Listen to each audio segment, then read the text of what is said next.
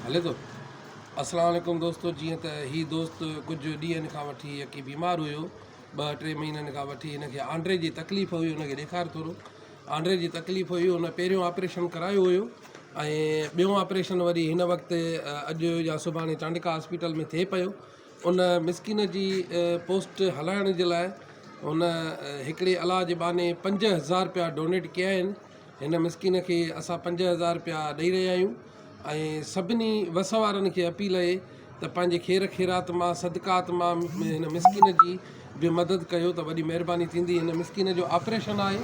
हिन ऑपरेशन जे लाइ हिन मिसकिन खे चांडिका हॉस्पिटल में बिल्कुलु ऑपरेशन फ्री आहे, पर ॻाल्हि इहा आहे त उन में टेस्टूं आहिनि, उन में इलाजु आहे, उन में कुझु ख़र्चु वग़ैरह आहे। उन जे लाइ बि सभिनी दोस्तनि खे गुज़ारिश आहे जेतिरो थी सघे हिन मिसकिन जी मदद कंदो। अलाह ताला तव्हांखे बि सदाई ख़ुशि ऐं आबाद रखंदो। पंहिंजे वॾड़नि जे सदिके, पंहिंजे वॾड़नि जी ईसाले सवाब ख़ातिर सम्झो हर शइ जेको बि ॾियणु चाहे त हिन मिसकिन जो नंबर बि खुलियल आहे।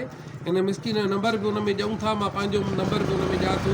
हिन मिसकिन सां मदद कयो त वॾी महिरबानी थींदी। हिन मिसकिन जे हवाले कयूं पिया 5,000 रुपया जेके अलाह जे बहाने डोनेट कया आहिनि।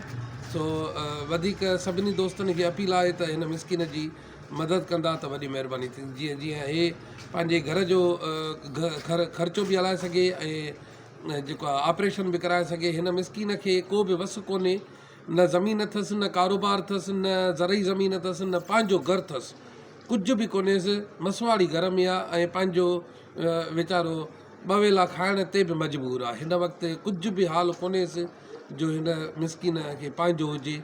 सभिनी वस वारनि खे अपील आहे त जेतिरो थी सघे हिन मिसकिन जी मदद कयो त वॾी महिरबानी थींदी दोस्तो।